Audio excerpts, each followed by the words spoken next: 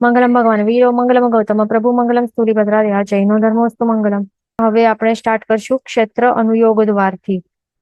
તો હવે એમાં આપણને શું જોવાનું છે કે જે સિદ્ધ ભગવંત છે એક જેટલું ક્ષેત્ર જેટલું ઓક્યુપાય કરીને રહેલા છે તો એનું કેટલું એ પ્રમાણ છે તો તે આપણને જોવાનું છે ક્ષેત્ર દ્વારમાં. ઓકે, તો અહીંયા શું કહે છે આપણને, સિદ્ધ ભગવંતો જે છે, સિદ્ધના જીવો છે, એ લોકના અસંખ્યાતમાં ભાગ જેટલા ક્ષેત્રમાં રહ્યા છે એમ કહે છે. લોકના એટલે લોક એટલે 14 લોક સમજવાનું. ઓકે, તો લોકનું જે અસંખ્યાતમો ભાગ છે એટલા જ ક્ષેત્રમાં તે રહેલા છે બધા. આ છે 14 લોક. તો એ આખો આ જે લોક કહેવાય, લોક ખાલી આટલો વર્ડ થી પણ સમજી લેવાનું. શોર્ટમાં લોક કહીએ તો આ જ લોક છે, 14 લોક. તો એ લોકના કેટલા અસંખ્યાતમાં ભાગ એટલે કે એના અસંખ્યાતા ભાગો કરી નાખવાના, ડિવાઈડ કરવાનું. આખા 14 લોકના અસંખ્યાતમાં ભાગમાં ડિવાઈડ કરીએ તો એના એક જ અસંખ્યાતનું ભાગ જેટલું હોય નાનકડું, એટલા જ માત્ર ક્ષેત્રમાં આ સિદ્ધ ભગવંતો રહેલા છે. કેમ? કારણ કે એક સિદ્ધની અવગાહના કેટલી છે ઉત્કૃષ્ટથી અને જગન્યથી, તે આપણને સમજવાની પહેલા. કે એક જ સિદ્ધ ભગવંતની અવગાહના આ શબ્દ એટલે કે શું, કે કેટલું એ સ્પેસ ઓક્યુપાય કરીને રહેલા છે આ 14 લોકમાં. જેટલું પણ સ્પેસ, જેટલી હાઈટ કે જેટલું આકાશ પ્રદેશોના જેટલું એરિયા એ ઓક્યુપાય કરીને બેઠેલા છે, રહેલા છે, તો એને કહેવાય છે અવગાહના. તો એક સિદ્ધ ભગવંતની અવગાહના જગન એટલે કે ઓછામાં ઓછી કેટલી છે, 1 હાથ 8 અંગુલ હોય છે. આ ધ્યાન રાખવાનું, 1 હાથ 8 અંગુલ. અને ઉત્કૃષ્ટથી મેક્સિમમ કેટલી હોય, 1 ગાઉનો છઠ્ઠો ભાગ. એટલે કે 1 ગાઉનો છઠ્ઠો ભાગ એટલે કે શું, 1/6 ઘાવ. 1/6 ઘાવ, 1 ગાઉનો છઠ્ઠો ભાગ એટલે 1/6 ઘાવ. ઉત્કૃષ્ટ એની હાઈટ હોય છે. અને એને બીજા શબ્દમાં આપણે કન્વર્ટ કરીએ તો ધનુષ અને અંગુલમાં આપણે કન્વર્ટ કરીએ તો કેટલું થાય, 333 ધનુષ અને 32 અંગુલ. આટલું થાય છે આ માપ. એટલે 1/6 ઘાવ પણ કહી શકીએ, અથવા તો આ બીજી રીતે એમ પણ કહી શકીએ 333 ધનુષ 32 અંગુલ. અને થર્ડ રીતે આપણે આ પણ કહી શકીએ છીએ, હાથમાં કન્વર્ટ કરીએ હાથમાં તો કેવી રીતે થાય, 1333 હાથ અને 8 અંગુલ. આટલું. એટલે 3 રીતે આપણને બતાવી છે. કઈ 3 રીતે ઉત્કૃષ્ટથી બતાવી છે? આ 1 ઘાવનો છઠ્ઠો ભાગ 1/6 ઘાવ, સેકન્ડ રીતે 333 ધનુષ 32 અંગુલ. આ બીજી રીતે કઈ છે, અને ત્રીજી રીતે શું કહ્યું છે કન્વર્ટ કરીને, 1333 હાથ અને 8 અંગુલ. આટલું ઉત્કૃષ્ટથી એમની હાઈટ હોય છે, અવગાહના હોય છે. આટલી ઊંચી અવગાહના હોય છે સિદ્ધ ભગવંતોની. એટલે ઓછામાં ઓછી અહીંયાથી કરીને ઉત્કૃષ્ટથી આટલી હોઈ શકે, એટલે કેટલું પણ વચમાં કેટલી પણ હોઈ શકે, અલગ અલગ અવગાહના આ રેન્જની અંદર. એ ધ્યાન રાખવાનું. અને આપણને એવી રીતે આ ધ્યાન રાખવાનું કે જે મનુષ્ય જે છે ને, એ એમની પણ અવગાહના રહેલી હોય છે. તો મિનિમમ આમ કહીએ ને, જગન્યથી જે મનુષ્ય જે સિદ્ધ ભગવંત બનવાના છે એમની અવગાહનાની આપણે જે વાત કરીએ તો આ કહીએ છીએ કે જગન્યથી જે મિનિમમ નાનામાં નાની હાઈટ વાળું જે મનુષ્ય હોય, જે સિદ્ધ બની શકે છે એ ભાવમાં, એ કેટલું હોઈ શકે છે, 2 હાથ જેટલું. ઓકે, 2 હાથ જગન્યથી 2 હાથની હાઈટ વાળો મનુષ્ય એ સિદ્ધ બની શકે છે. અને આ રેન્જથી કરીને મેક્સિમમ ઉત્કૃષ્ટથી કેટલી હાઈટ વાળો મનુષ્ય સિદ્ધ બની શકે છે, તે છે 500 ધનુષ. એ ધ્યાન રાખવાનું. તો આ રેન્જ છે, આ રેન્જની અંદર કેટલું પણ હાઈટ, અલગ અલગ હાઈટ વાળા જીવો મોક્ષની અવસ્થાની પ્રાપ્તિ કરી શકે છે. એ ધ્યાન રાખવાનું. એટલે 2 હાથથી ઓછી હાઈટ વાળા નહીં જઈ શકે, અને 500 ધનુષથી વધારે હાઈટ વાળા મોક્ષની અવસ્થાની પ્રાપ્તિ નહીં કરી શકે. માત્ર જે આટલું રેન્જ છે એની અંદર ની હાઈટ વાળા અવગાહના વાળા મનુષ્યો સિદ્ધત્વ પ્રાપ્ત કરી શકે છે. તે જ ભાવમાં એ ખાસ ધ્યાન રાખવાનું. હવે બીજી વાત આપણને શું ધ્યાન રાખવાની કે જ્યારે પણ કોઈ 2 હાથ વાળું મનુષ્ય છે એ જ ભાવમાં મોક્ષની અવસ્થાની પ્રાપ્તિ કરે છે તો તું ત્યારે શું થાય છે કે જે પણ આત્માની જે અવગાહના હોય છે ને, હવે શરીર કેટલું છે? 2 હાથ જેટલું છે. ઓકે, શરીર જે છે એનું સમજો કે આટલું મનુષ્ય જે છે, આ મનુષ્યની જે આ શરીર છે, આ મનુષ્યના આ ટોટલ શરીર છે આટલું. ઓકે, તો હવે એનું કેટલું છે? અવગાહના કેટલી છે? આટલી એ છે 2 હાથ. એક્ઝામ્પલ માટે આ લઈએ છીએ. તો શરીરની આ અવગાહના છે 2 હાથ, અને એનું જે આત્મા છે એ કેટલું વિસ્તારમાં હશે? તો આખું જેટલું શરીર છે એનો આખા પોલાણો છોડીને બાકી બધી જગ્યાએ વિસ્તાર એટલે કે સમાયેલું હોય છે ને, આ આત્મા પ્રદેશો રહેલા હોય છે આખા આ 2 હાથના આટલા આખા શરીરની અંદર. તો હવે જ્યારે મોક્ષની અવસ્થાની પ્રાપ્તિ કરી રહ્યો છે આ જીવ, તો ત્યારે શું થશે? એ સમયોમાં, અંતિમ સમયોમાં શું થશે? આત્મા જે છે, આત્મા પ્રદેશો એ શું થશે? એ પોલાણની જગ્યા પણ ઓક્યુપાય કરી લેશે, આખો સંકોચાઈ જશે. એટલે 2 હાથની અવગાહના વાળો જે આત્મા પ્રદેશ હતો, આત્મા હતો, તો હવે એ પોલાણના ભાગમાં પણ એ ભરાઈ જશે, ઓક્યુપાય કરી લેશે, એટલે સંકોચાઈ જશે. તો ઓબ્વિયસલી 2 હાથથી નાનું થઈ જાય ને. તો 2 હાથથી નાનું થઈ થઈને કેટલું થઈ જાય? 2/3 ભાગ જેટલું એ નાનું થઈ શકે છે, થઈ જાય છે. ઓકે, તો એ આપણે કેલ્ક્યુલેટરમાં જોઈ લઈએ કેવી રીતે ક્યાં શું થાય. આ કેલ્ક્યુલેટર દેખાય છે આપણને. એક હાથ આપણને ખ્યાલ છે કે જે કન્વર્ઝનનું આપણે ભણ્યું હતું સ્ટાર્ટિંગમાં, તો એમાં શું હતું? કન્વર્ઝન્સમાં 1 હાથ એટલે કેટલા અંગુલ હોય છે? આ 1 હાથ એટલે 24 અંગુલ હોય, બરાબર. અને તો 2 હાથની ઊંચાઈ જેટલું છે આ જીવ. 1 હાથ એટલે કેટલું હોય? આ કન્વર્ઝન છે. 1 હાથ ઇઝ ઇક્વલ ટુ કેટલા અંગુલ? 24 અંગુલ, 24 અંગુલ હોય. તો 2 હાથ હોય તો 2 હાથનું કેટલું હોય?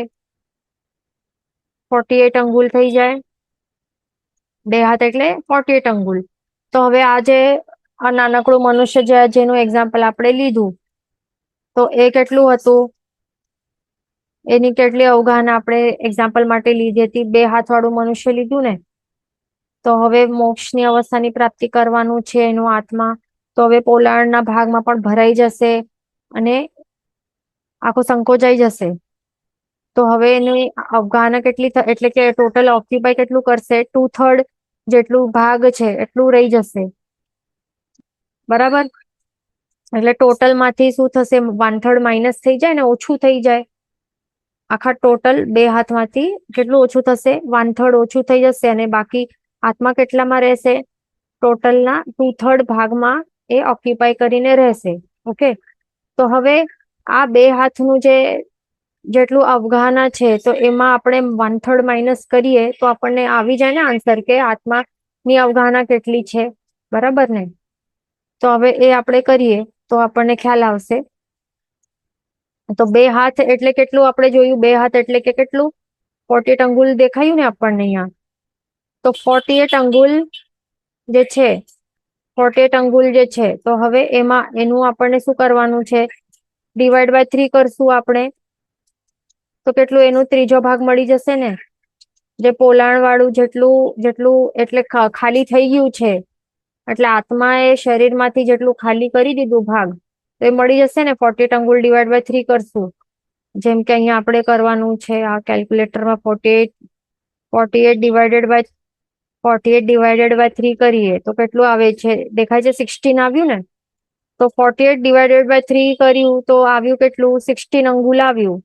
એટલે દેટ મીન્સ આ આત્મા જે છે એ સંકોચાઈ જાય છે. તો કેટલું ઓછું થાય છે? 2 હાથમાંથી કેટલું ઓછો થાય છે? કેટલી જગ્યા ખાલી કરી દે છે? તો 16 અંગુલની જગ્યા એ ખાલી કરી નાખે છે, બરાબર ને? એટલે 2 હાથ માઇનસ કેટલું કરવાનું? 16 અંગુલ કરી નાખવાનું. અથવા તો સિમ્પલ અહીંયા દેખાય છે કે 2 હાથ છે, અહીંયા 2 હાથ માંથી માઇનસ કરવાનું છે 16 અંગુલ, અને 2 હાથ કેટલા છે? 2 હાથ એટલે 48 અંગુલ છે ને, તો 48 માઇનસ 16 કરી નાખીએ સિમ્પલ. તો કેટલા આવે? 32 અંગુલ દેખાય છે અહીંયા આપણને.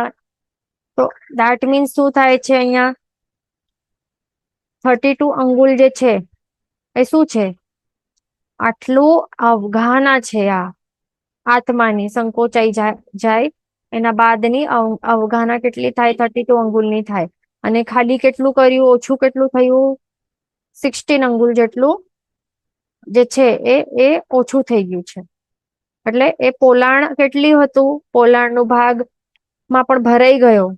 પોલાણમાં નહીં હતો આત્મા પ્રદેશો, પછી પોલાણના ભાગમાં ભરાઈ ગયો, સંકોચાઈ ગયો, તો 1/3 ભાગ જે છે એ ખાલી થઈ ગયું. તો જેટલું ખાલી થયું કેટલું રહ્યું? એ 16 અંગુલ ખાલી થઈ ગયું. અને આત્માનું જેટલી ટોટલ અવગાહના કેટલી બચી? ટોટલ અવગાહના જે હતી 2 હાથની, એનું કેટલું? 2/3 ભાગમાં આવી ગયો આત્માના પ્રદેશો. ઓકે, તો આપણે 2 હાથનું આપણે 2/3 ભાગ કર્યું કે કેટલું થાય? તો તે કેટલું આવ્યું આપણને અહીંયા? 32 અંગુલ આવ્યું, એ ધ્યાન રાખવાનું. હવે આ અહીંયા આપણને શું દેખાય છે કે 1 હાથ એટલે 24 અંગુલ છે, અહીંયા દેખાય છે, અહીંયા જે કન્વર્ઝન છે આ. ઓકે, તો હવે 32 માંથી આપણે 24 અંગુલ આપણે બહાર કાઢીએ તો 1 હાથ બની જાય ને. તો 32 માઇનસ 24 અંગુલ કરીએ તો 8 દેખાય છે, 8 બાકી રહે છે. એટલે 32 ટોટલ અંગુલ, 32 અંગુલ માઇનસ આપણે 24 કરીએ, 24 અંગુલ એટલે 1 હાથ બને છે ને. એટલે 32 માંથી 1 હાથ આપણે ઓછું કર્યું, તો 1 હાથ આપણે લખી દીધું અહીંયા. 1 હાથ 24 અંગુલનો 1 હાથ બને છે ને. આ 24 અંગુલનો 1 હાથ બને છે, તો 1 હાથ લખી દીધું. અને બાકી કેટલા અંગુલ બચે છે? આ 8 દેખાય છે, 8 બચ્યા છે. એટલે 1 હાથ પ્લસ કેટલા? 8 અંગુલ બન્યા, જે અહીંયા દેખાય છે આપણને. અહીંયા તો જગન્ય અવગાહના આપણે બતાવ્યા. અહીંયા સિદ્ધ ભગવાનની જે જગન્ય અવગાહના છે એ આપણને અહીંયા દેખાય છે કે 1 હાથ 8 અંગુલ કેવી રીતે થયો છે આ. ઓકે, તો એવી રીતે આપણને શું ખ્યાલ આવ્યું કે જગન્ય જે છે મનુષ્યની, જે મનુષ્ય છે જગન્યમાં જગન્ય સિદ્ધ થઈ શકે એવું મનુષ્યની અવગાહના કેટલી હોય? 2 હાથની હોય. તો 2 હાથ વાળું મનુષ્ય જ્યારે સિદ્ધ અવસ્થાની પ્રાપ્તિ કરે તો એ સિદ્ધ અવસ્થા, એનું જે આત્મા છે એની અવગાહના એ સંકોચાઈ જાય, 2/3 ભાગ જેટલું સંકોચીને 2/3 ભાગ જેટલું બની જાય. અને ત્યારે એની કેટલી કહેવાય? ત્યારે 1 હાથ 8 અંગુલ જેટલી અવગાહના કહેવાય. એટલે 2 હાથ વાળું મનુષ્ય સિદ્ધ બને તો એ 1 હાથ અને 8 અંગુલ વાળું સિદ્ધ બની જાય, એ ધ્યાન રાખવાનું. ઓકે, તો આ આપણે જગન્ય અવગાહના માટે આપણે આ સમજી લીધું કેવી રીતે શું હોય કેલ્ક્યુલેશન, આ કેવી રીતે થાય છે આ. હવે ઉત્કૃષ્ટથી પણ અહીંયા શું બતાડે છે? ઉત્કૃષ્ટથી આ આપણને અહીંયા બતાડે છે. તો એવી જ રીતે આપણને કેલ્ક્યુલેશન આપણે કરી શકીએ છીએ. તો એ પણ ઈઝી છે, આ જેમ હમણાં આપણે કર્યું કેલ્ક્યુલેશન એવી જ રીતે છે. હવે 500 ધનુષ્ય વાળું જે મનુષ્ય છે, મેક્સિમમ કોઈ મનુષ્યનું અવગાહના 500 ધનુષ્ય હોય તો એ મોક્ષની અવસ્થાની પ્રાપ્તિ કરી શકે. પણ એનાથી 1 જવ પણ મોટું હોય તો એ નહીં ચાલે, એ મોક્ષની પ્રાપ્તિ કરી શકે. તો હવે 500 ધનુષ્ય વાળું જે મનુષ્ય છે આ એની અવગાહના વાળું, તો હવે એ મોક્ષની અવસ્થાની પ્રાપ્તિ કરશે. એનાથી પહેલા શું થશે? એનું આત્મા એ સંકોચાઈ જશે ને, કેટલું? 2/3 ભાગ જેટલું એ બની જશે. પોલાણોમાં એ ભરાઈ જશે આત્મા પ્રદેશો, અને 1/3 જગ્યા ખાલી થઈ જશે. ઓકે, તો આપણે સિમ્પલ 1/3 માઇનસ કરી નાખીએ આપણે. તો 500 ધનુષ ડિવાઇડેડ બાય 3 આપણે કર્યું તો કેટલું થાય છે? 166 6.6666666667. તો અહીંયા એનું 1/3 ભાગ આપણને શું દેખાયું, કેટલું છે આ 166.66. એટલે 500 ધનુષ્ય છે, એનું કેટલું છે, એનું 1/3 ભાગ કેટલું છે, આપણે શું જોયું, એનું 1/3 ભાગ આપણે જોયું 166.66 આ છે, આટલું 1/3 ભાગ છે. હવે 500 ધનુષ વાળું જે મનુષ્ય છે એનું આત્મા સંકોચાઈ જાય છે અને 1/3 ભાગ ખાલી કરી નાખે છે. ઓકે, તો કેટલું હવે ખાલી કરે તો 500 ધનુષ માંથી માઇનસ કરવું પડશે ને, એનું 1/3 ભાગ આટલું 166.166 જે પણ છે એ માઇનસ કરશું તો 2/3 ભાગ જેટલું બચશે આત્માનું એ દેખાશે ને અહીંયા આપણને. તો જે અહીંયા છે તે આપણને દેખાય છે કેટલું 333.33 આ શું ધનુષ છે આ. ઓકે, જે અહીંયા આપણને દેખાય છે 333 ધનુષ અને શું છે આ 32 અંગુલ છે આ. તો એને આપણે કન્વર્ટ કરીએ તો પછી 32 અંગુલ આવી જાય છે આ, ધ્યાન રાખવાનું. એક ધનુષ હોય છે આ, તો એમાં કેટલા અંગુલ હોય છે, 96 અંગુલ હોય છે. આ કન્વર્ઝન છે, યાદ રાખવાનું. આ લાઈફ ટાઈમ યાદ રાખવાનું, ગડબડ નહીં કરવાની. એક ધનુષમાં કેટલા હોય છે હાથ, એક ધનુષમાં 4 હાથ હોય છે. અને એક હાથમાં કેટલા હોય, હમણાં જ આપણે જો એક હાથમાં 24 અંગુલ હોય છે. ઓકે, એક ધનુષના 4 હાથ અને એક ધનુષના કેટલા, પછી કેટલા થાય, એક હાથના 24 અંગુલ. તો 24 હાથના અરે 4 હાથમાં કેટલા અંગુલ આવે છે આ, તો 24 મલ્ટીપ્લાય બાય 4 કરવાનું ને, તો કેટલું આવે, આ દેખાય છે તે આવે 96 અંગુલ આવે. એટલે દેટ મીન્સ એક ધનુષ જે છે એમાં 96 અંગુલ આવી જાય. તો હવે અહીંયા શું દેખાયું આપણને, 333 ધનુષ તો આપણને અહીંયા મળી ગયું, એ સાઈડમાં આપણે મૂકી દીધું. બાકી અહીંયા જે દેખાય છે ને 0.3333 જે આ ડેસિમલ છે, આ 0.333333 જે પણ છે, હવે એ 0.3 માં તો અહીંયા કઈ હોય નહીં ને, અહીંયા ડેસિમલ્સમાં આપણે અહીંયા શાસ્ત્રમાં કઈ આપણને મળે નહીં કે ડેસિમલ્સમાં કઈ લખતા હોય. એ બધું કન્વર્ટેડ અને સ્પેસિફિક અને પર્ટિક્યુલરલી પ્રોપર હોય. તો હવે એના માટે આપણને જે આ ડેસિમલ છે કન્વર્ટ કરવું પડશે ને, આ 0.33 જે છે. તો આ શું છે, 0.3333 ધનુષ છે આ. તો હવે આપણને એને કન્વર્ટ કરવાનું છે અંગુલમાં. ઓકે, તો એક ધનુષ કેટલું છે, 96 અંગુલનું. તો 0.33 ધનુષ એ કેટલા અંગુલ હોય, તો મલ્ટીપ્લાય કરવું પડશે ને, આ 96 મલ્ટીપ્લાય બાય 0.3333. ઓકે, તો અહીંયા આપણે આ કરી જોઈએ તો ખ્યાલ આવી જશે. આ મલ્ટીપ્લાય બાય 96 કરવાનું તો શું દેખાય છે, આ 31.9. તો 0.9 હોય તો એને અહીંયા દેખાય છે, અહીંયા 0.3333 ધનુષ મલ્ટીપ્લાય બાય 96 અંગુલ કર્યો તો આપણને શું આવે, કેટલા અંગુલ થાય છે તે આવી જાય ને. તો અહીંયા 31.99999999 જે દેખાય છે આ, તો એને આપણે રાઉન્ડ અપ કરીને આપણે અપ્રોક્સિમેટ શું કહી શકીએ કે 32 અંગુલ કહી શકીએ ને એને. તો જે અહીંયા દેખાય છે તે કહી શકીએ આપણે. એટલે 333 ધનુષ અને 32 અંગુલ જે છે આ. તો અહીંયા આપણને દેખાયું છે કે કેવી રીતે આ ઉત્કૃષ્ટથી શું બને છે, આ જે સિદ્ધ ભગવંતોની જે અવગાહના છે, આ જ્યારે મનુષ્ય 500 ધનુષની અવગાહના વાળું મનુષ્ય જ્યારે સિદ્ધ અવસ્થાની પ્રાપ્તિ કરે છે તો એનું સિદ્ધાત્માની અવગાહના કેટલી સંકોચાઈને કેટલું એ ઓક્યુપાય કરે છે. લોકનું જે આકાશ પ્રદેશ હોય કેટલા ઓક્યુપાય કરશે, તો 2/3 એનું જે ઓરિજિનલ નું 2/3 ભાગ ઓક્યુપાય કરશે. અને તે કેટલું છે, આ આટલું છે.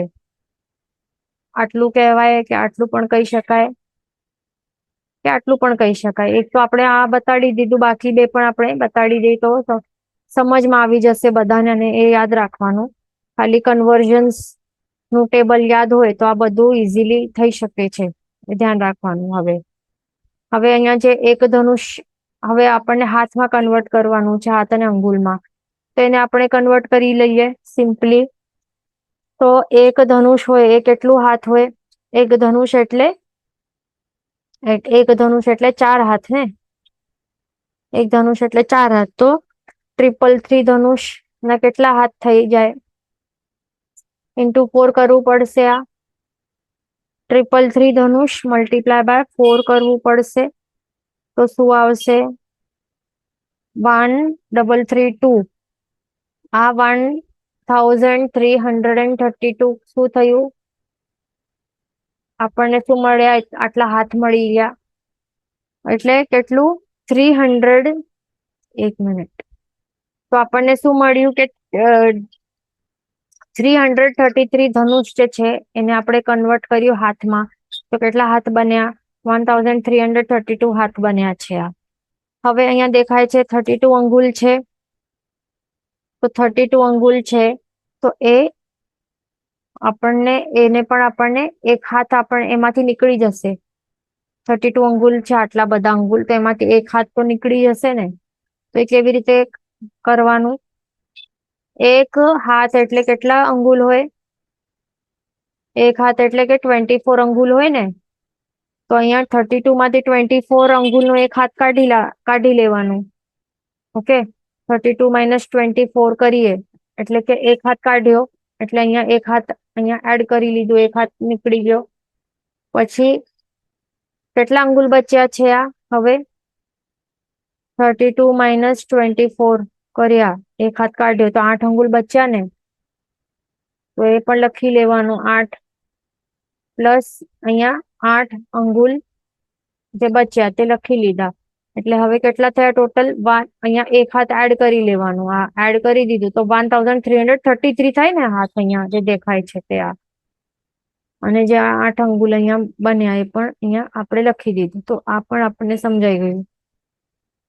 હવે અહીંયા પણ દેખાય છે હજી એક ત્રીજી રીતે, એક ઘાવનો છઠ્ઠો ભાગ બતાવે છે.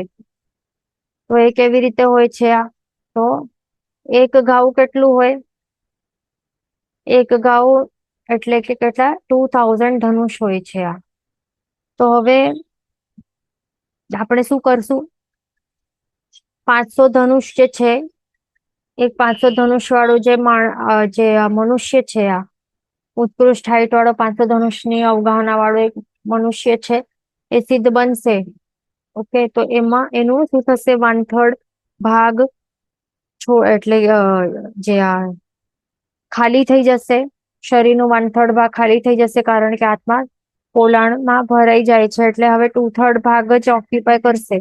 તો હવે આપણને શું કરવાનું છે?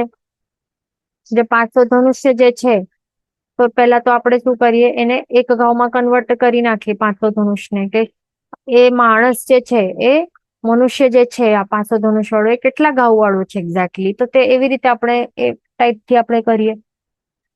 તો હવે એક ઘાવ એટલે 2000 ધનુષ. તો 500 ધનુષ એટલે કેટલા ઘાવ? તો ડિવાઈડ કરવું પડશે ને. 500 ડિવાઈડેડ બાય 2000 કરવું પડશે. ઓકે, તો આ ઝીરોસ કેન્સલ થઈ જાય છે. આ 5 4 20 થયું. એટલે કેટલું દેખાય છે? 1/4.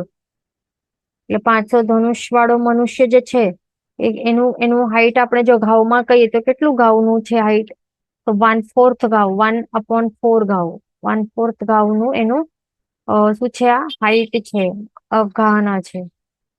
તો હવે 1/4 ઘાવ વાળું મનુષ્ય જે છે, તો એનું શું થાય છે? હવે આત્મા હવે સિદ્ધ અવસ્થા પ્રાપ્ત કરશે તો 1/3 જેટલું ભાગ ખાલી થઈ જશે.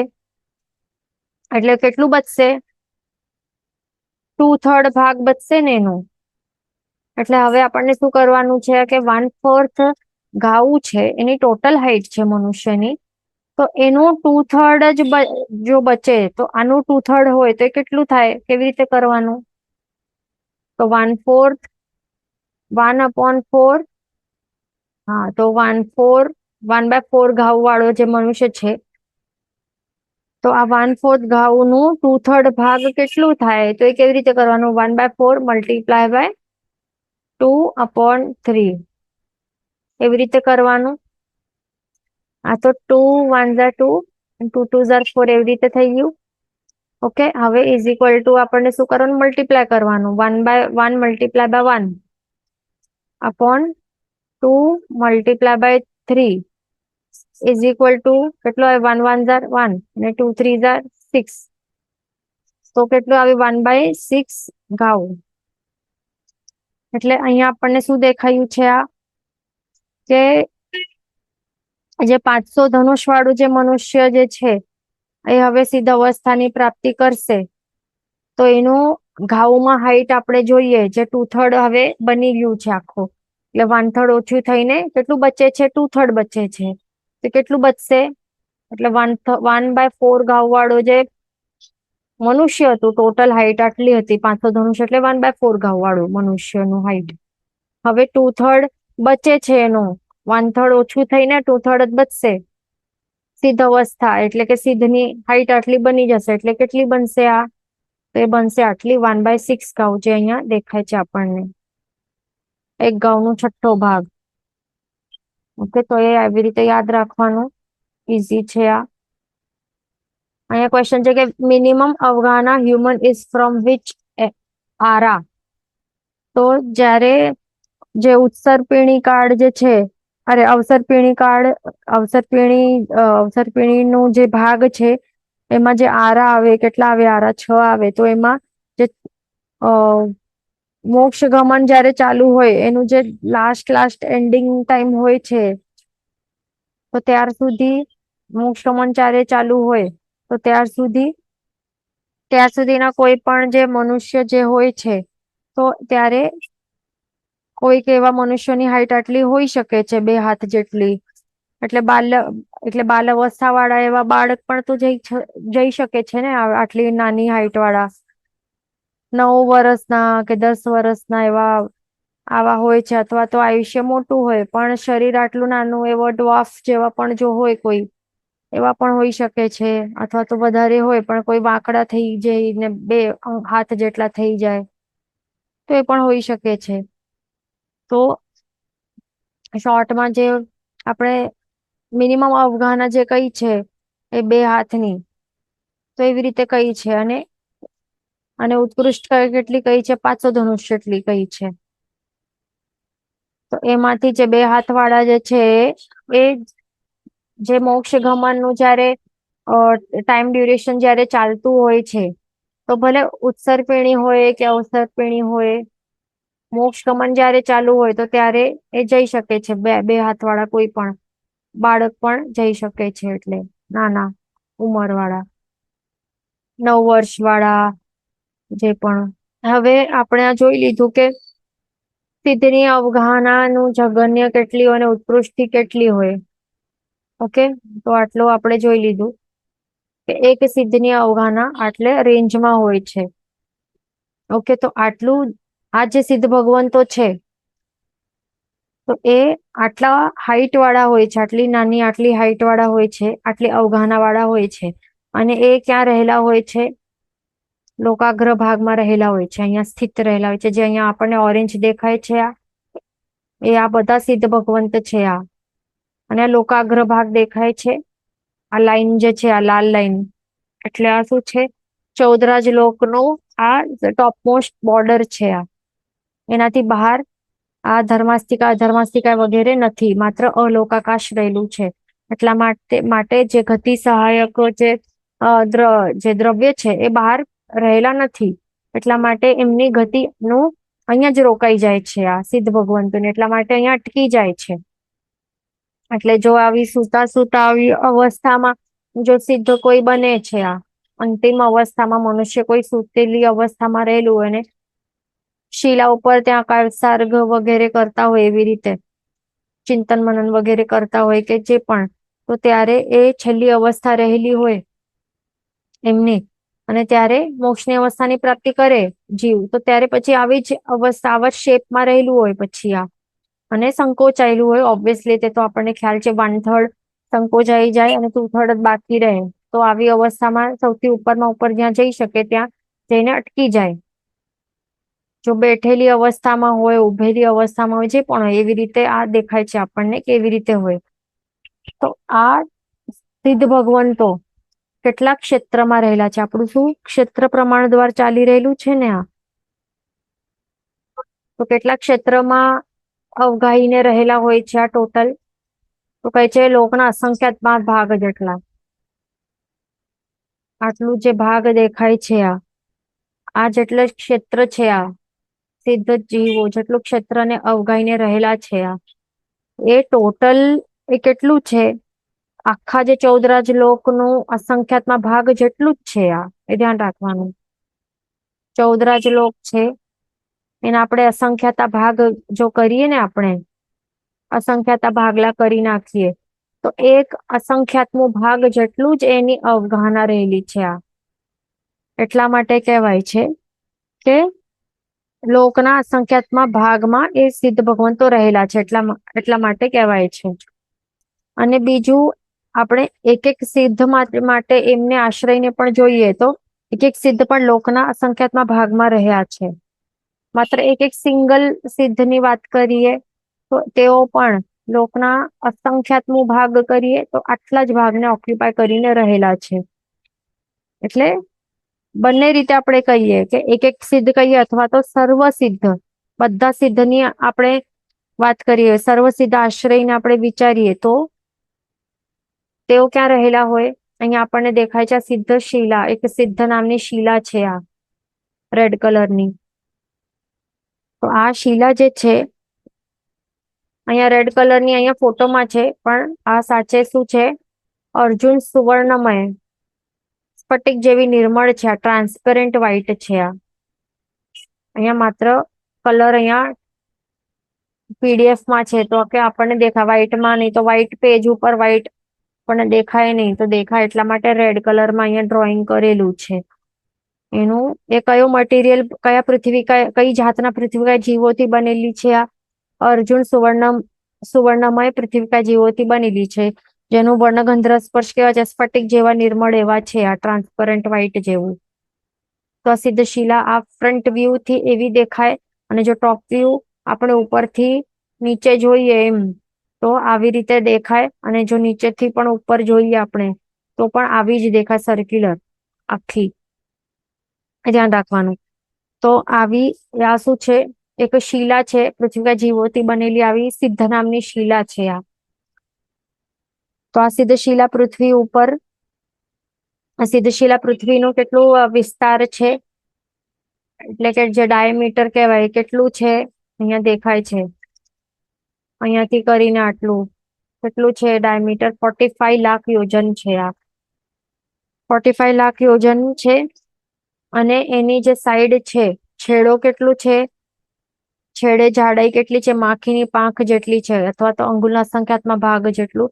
આ પાતળી, એકદમ પાતળાના પાતળી થઈ જાય છે આ, એ ધ્યાન રાખવાનું. અને વચ્ચેની જાડાઈ કેટલી છે? વચ્ચેની આટલી જાડાઈ જે હોય ને એ કેટલી છે? 8 યોજન જેટલી જાડાઈ છે. એટલે 8 યોજન એ પાતળું થઈ, ઓછું થઈને અંગુલના અસંખ્યાતમાં ભાગ જેટલું એટલું પાતળું ધારદાર થઈ જાય છે સાઈડમાં, એ ધ્યાન રાખવાનું. એટલે ટોટલ અહીંયા ટોપ વ્યૂ થી જોઈએ તો એનું ડાયામીટર કેટલું છે? 45 લાખ યોજન છે, એ ધ્યાન રાખવાનું. ઓકે, ઉપરથી સરફેસ કેવું છે? આ ફ્લેટ છે, આ સ્ટ્રેટ એન્ડ ફ્લેટ છે. દેખાય છે અહીંયા ઉપરનું ટોપ લેયર, ટોપ સરફેસ એકદમ સ્ટ્રેટ ફ્લેટ છે, આ દેખાય છે અહીંયા આપણને. અને નીચેથી કેવું છે? આવું ગોલ છે, આવું ધ્યાન રાખવાનું, બોટ જેવું. હવે એટલા જ માટે જયારે પણ આપણે જિનાલયમાં જઈએ અને આપણે જયારે આ બનાવીએ ને, સ્વસ્તિક આપણે બનાવીએ, પછી જ્ઞાન દર્શન ચારિત્ર બનાવીએ, અને ઉપર આપણે સિદ્ધ શિલા બનાવીએ, તો કેટલા જણ કેવી રીતે આવી બનાવતા હોય? આવી બનાવે, ચાંદા જેવી. આવું આવી છે, ચાંદા જેવી નથી, ચંદ્ર જેવી નથી. આવી નહીં બનાવવાની, પણ કેવી રીતે બનાવવી જોઈએ? હા, આવી બનાવે અને પછી વચમાં ગોલ બનાવે ને, આ ખોટું છે, એકદમ રોંગ છે. અને દેખાય છે આવો ગોલ કોઈ કઈક છે અહીંયા ગોલ, અને આવું છે કઈ આવું નથી ને, કે આવું નહીં બનાવાય. પણ કેવું બનાવવાનું, આલેખન કેવું કરવાનું, આવું લાંબુ આવું, અને પછી ઉપરથી સ્ટ્રેટ કરવાનું, અહીંયાથી ચોખાથી ભરી નાખવાનું, આવી રીતે આ શેપ બનાવવાનું. અને હવે ઉપર સિદ્ધ ભગવંત રહેલા છે, તો સિદ્ધ ભગવાન શું આવી રીતે ગોલ રહેલા છે? ગોલમાં આમ નથી ને, કે આવી રીતે નહીં બનાવાય. પણ એક લાઈન આવી રીતે બનાવે, એક ગેપ રાખીને એક લાઈન એવી રીતે ચોખાની લાઈનનું આલેખન કરવાનું. એ બરાબર રીત છે, ધ્યાન રાખવાનું. ઓકે, એટલે આ સિદ્ધ શિલા અને ઉપર જે આ છે એ સિદ્ધ ભગવંતો છે, એ ખાસ ધ્યાન રાખવાનું. તો આપણી વાત શું હતી કે આવી રીતે સિદ્ધ શિલા આવી રીતે રહેલી છે આવા વિસ્તારનું.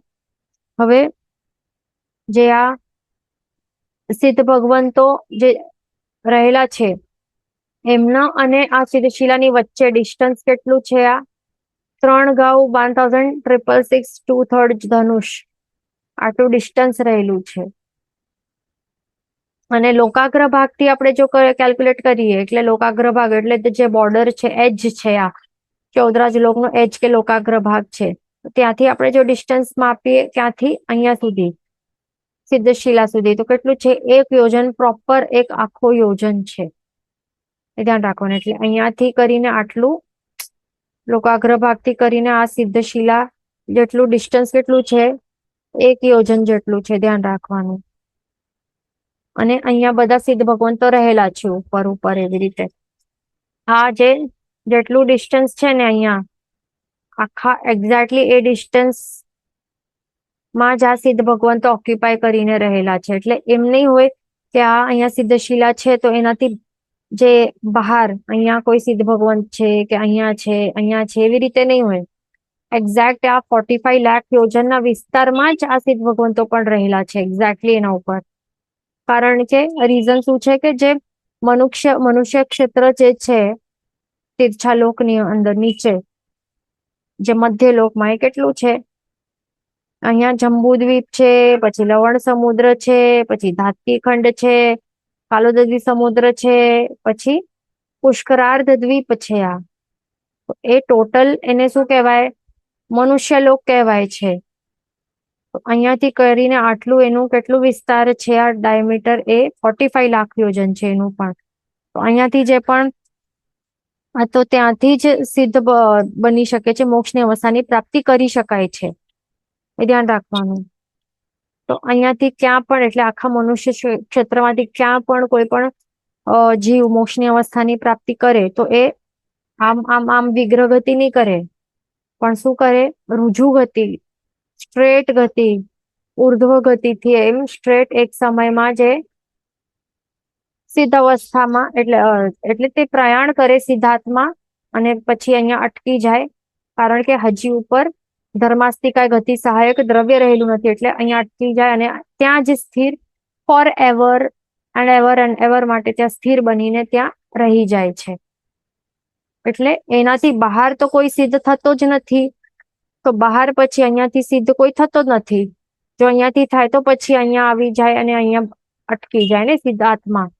પણ તે બહાર આ 45 લાખ યોજનનો વિસ્તાર જે છે મનુષ્ય લોકનો, એના અંદર જ, આના અંદરથી જ સિદ્ધ અવસ્થાની પ્રાપ્તિ થઈ શકે છે, મોક્ષની પ્રાપ્તિ થઈ શકે છે. એટલા માટે એટલા જ ઉપર સ્ટ્રેટ આવી રીતે રુજુ ગતિ અલગ અલગ જગ્યાથી એવી રીતે મોક્ષની સિદ્ધ થતા હોય છે. એટલા માટે 45 લાખ યોજન નું જ વિસ્તાર છે આ સિદ્ધ ક્ષેત્રનું, એ ધ્યાન રાખવાનું. અને એનું કેટલું છે આ ટોટલ? અહીંયાથી કરીને આટલું સિદ્ધ ક્ષેત્રનું આપણે સમજ્યું કે આટલું 45 લાખ યોજન છે, પણ અહીંયાથી આટલું કેટલું? તો હમણાં જ આપણે જોયું બુકમાં, શું જોયું કે આ ઉત્કૃષ્ટ શું છે? આ ઉત્કૃષ્ટ 1/6 ગાઉ છે ને, કે આટલું 333 ધનુષ, 32 અંગુલ, અર્થાત આટલા હાથ અને અંગુલ. એ જોયા ને, ઉત્કૃષ્ટ આટલું જ હોય જો કોઈ સિદ્ધનું અવગાહના, દેટ મીન્સ તે જ હશે ને સિદ્ધ ક્ષેત્રની અવગાહના. અહીંયાથી અહીંયા આ જે દેખાય છે આ 500 ધનુષ મનુષ્યના ની સિદ્ધાત્મા છે. આ એ મનુષ્ય કેટલા, આ સિદ્ધ ભગવાન જયારે મનુષ્ય હતા અંતિમ ભાવમાં, એ કેટલા હતા હાઈટમાં? ઇન્દ્રધનુષ વાળા હતા, એટલા માટે આ ઉત્કૃષ્ટ અવગાહના ત્યાં આટલું લઈને બેઠા છે, આ અવગાહીને રહ્યા છે, જે 333 1/3 ધનુષ છે, આ જે માત્ર 2/3 બચી ગયો, 500 ધનુષ નો માત્ર 2/3 ભાગ બચી ગયો, 1/3 ઓછું થઈ ગયું, એટલે આટલું. તો આ સમજી લીધું આપણે કેવી રીતે થાય છે, આ બધા આપણે માપ સમજી લીધા. ઓકે, હવે આપણે શું જોવાનું છે કે અહીંયા આગળ શું કહે છે તે આપણે સમજી લઈએ. જે આપણે શું જોયું કે સિદ્ધ ભગવંતો એ કેટલા ક્ષેત્રને અવગાહીને રહ્યા છે, આ કેટલા ક્ષેત્રને સ્પર્શીને રહ્યા છે, લોકના અંતે સ્પર્શીને કેટલા, જે અહીંયા દેખાય છે આપણને 1/6 ગાઉ ઉર્ધ્વ પ્રમાણ એટલે જાડાઈ જે કહેવાય તે, અને 45 લાખ યોજન એનો આડો વિસ્તાર જે આપણને દેખાય છે આ ફોટોમાં, જે 45 લાખ યોજન આટલું વિસ્તાર, બરાબર. અને અહીંયાથી કેટલું 1/6 ગાઉ આટલું ઉર્ધ્વ પ્રમાણમાં આટલી જાડાઈ, આટલું એ ઓક્યુપાય કરીને રહેલા છે, એને સિદ્ધ ક્ષેત્ર કહેવાય છે.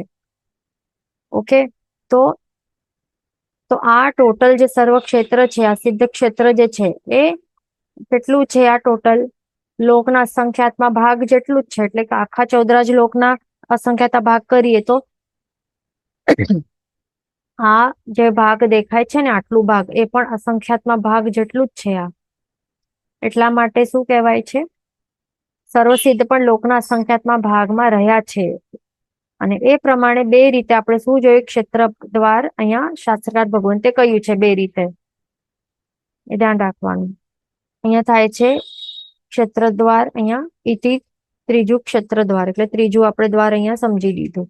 અહીંયા ક્વેશ્ચન છે કે હમણાં એમ સાંભળ્યું છે કે ઉપરની જે સીધી લાઈન છે તે રોંગ છે, ત્યાં ઉપર દીવાની જ્યોત જેવું કરવાનું, તો એ ખોટું છે. એવું કઈ દીવાની જ્યોત જેવું આવું આપણે દીવો, તો આ લેખન આપણને સિદ્ધ ભગવંત અને સિદ્ધ ક્ષેત્રનું જેવું છે તેવું કરવાનું છે. આપણે દીવાને બધું એ ડ્રોન થી કરવાનું, ધ્યાન રાખવાનું.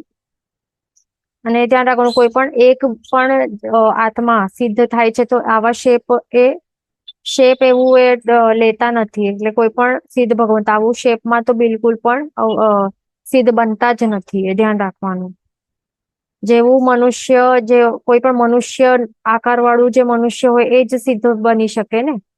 અને માત્ર શું થાય છે, જેટલું શરીરનું જેટલું ભાગ જેવું હોય તો એ સંકોચાઈ જાય છે, તો શેપ એવું જ રહે, પણ શું એક સ્મોલર વર્ઝન બની જાય છે સેમ શેપનું, 2/3 ભાગ જેટલું સ્મોલર વર્ઝન એ સંકોચાઈ જાય છે. શેપ એવું જ રહે છે, એટલે કે જ્યોત જેવું તો શેપ બિલકુલ પણ કોઈ રીતે નથી, એટલે એ રોંગ છે, ખાસ ધ્યાન રાખવાનું.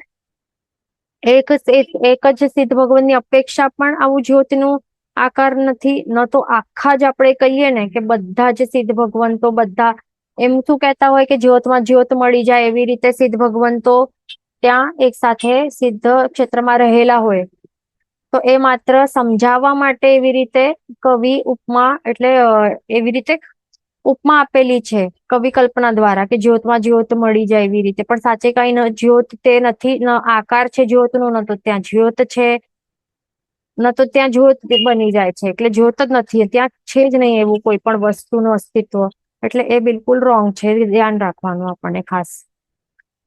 ઓકે, આવી રીતે જોઈએ તો પછી આ 45 નું જે છે, આ લાખ યોજનનું જે વિસ્તાર છે પણ ખોટું પડી જાય છે, એટલે ઘણા બધું ત્યાં પછી રોંગ થઈ જાય છે, ધ્યાન રાખવાનું.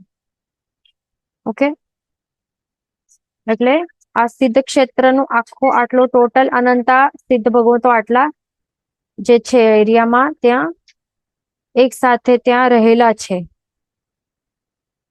ઓકે, તે હવે સ્પર્શના દ્વારમાં હજી આપણને આગળ ક્લિયર થશે. ઓકે, એટલે આમ ફ્રન્ટ વ્યૂ જોઈએ તો આવું છે, પણ જો ટોપ વ્યૂ જોઈએ ને આપણે ઉપરથી કે નીચેથી, તો સિદ્ધ ભગવંતો આવી રીતે આખા સર્ક્યુલર, આખા 45 લાખ યોજનના ડાયામીટર વાળા આવા સર્ક્યુલર એરિયામાં બધા રહેલા છે આ એવી રીતે. એટલે ટોપ વ્યૂ અથવા તો બોટમ વ્યૂ થી અનંતા આવા સિદ્ધ આત્માઓ એવી રીતે રહેલા છે આ, બરાબર. અને આ ફ્રન્ટ વ્યૂ થી આપણે જોઈએ તો આવું છે. બરાબર, એવી રીતે ધ્યાન રાખવાનું. હવે આગળ આપણે ચાલીએ નેક્સ્ટ. અહીંયા નેક્સ્ટ શું છે, નેક્સ્ટ ક્લાસમાં શું જોવાનું છે આપણને? અહીંયા તો સમય થવા આવી છે. 48મી ગાથા ગ્રહણ કરશો અને એમાં સ્પર્શના કાળ અને અનંતર અનુયોગ દ્વારો આપણને જોવાનું છે. વચન વિરુદ્ધ બોલાઈએ તો મિચ્છામિ દુક્કડમ સર્વમંગલ માંગલ્યમ સર્વકલ્યાણ કારણમ પ્રધાનમ સર્વધર્માણમ જૈનમ જયતિ શાસનમ. પ્રણામ.